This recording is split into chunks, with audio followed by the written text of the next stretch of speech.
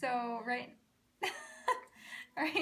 now I'm working on some pizzelles, which are just basically some flat, crispy, I guess cookies you could call them. And so basically the recipe is just like 1,000,000 eggs, some oil, some sugar, some flour, and that's pretty much it. And you just have to put them in this pizzelle maker. And that's kind of a key part because you need to clamp it down to get the flat crispiness. So our recipe makes way too many, so we usually just go with half of it, even though we make it for the whole family. So let's go ahead and get started.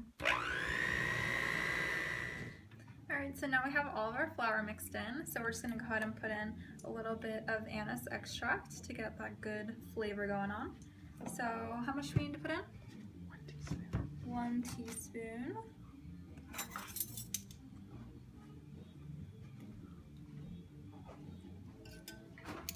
And we'll just go ahead and get that mixed in before we put it on the pizzelle maker.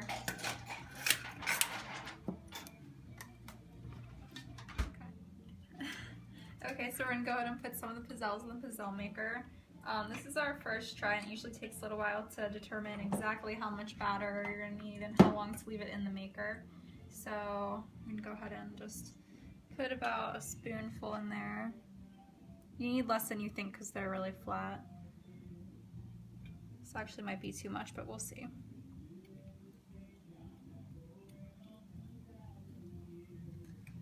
Alright, and you just lock it shut. We usually wait for the steaming to slow down a little bit. So we'll go ahead and check. Oh, these are almost perfect. So you see, but you need to be careful getting them out. Alright, so that's pretty much all that goes to it, and we're just going to go ahead and use all this batter, so we'll probably have a few stacks, pretty high by the time we're finished.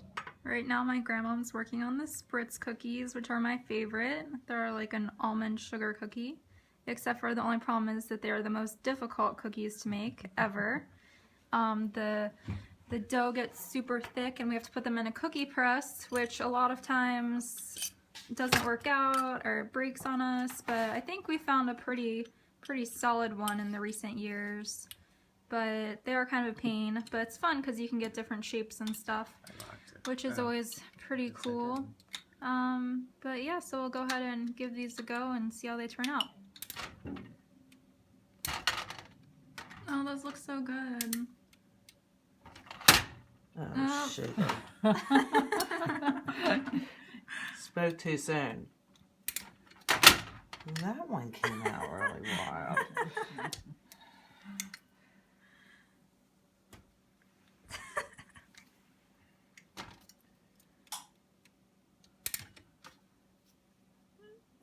Almost. Oh, okay, back on track.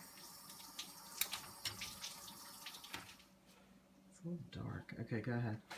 Okay, so I'm going to give it a go with the press because the Spritz are my favorite.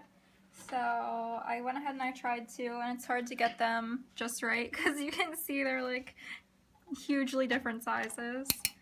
So I'm just going to have to go and see. Like that one is probably the right size. So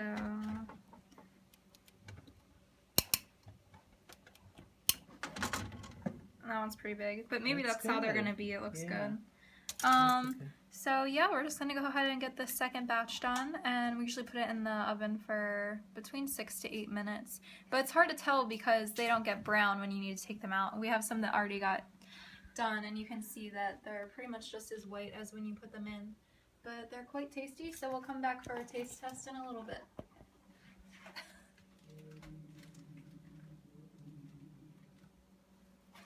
Alrighty. Okay, so right now we're just scooping out some of the oatmeal raisin cookies. We just use the normal recipe. No, we don't? Oh, it is oatmeal.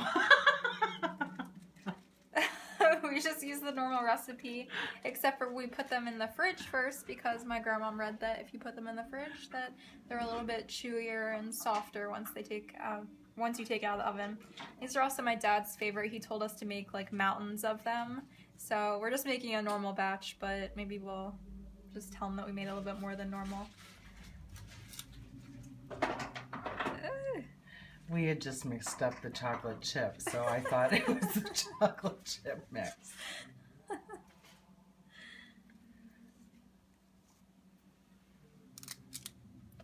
And this is Ashton cleaning up after the cooking adventure. I know, it's a lot of fun.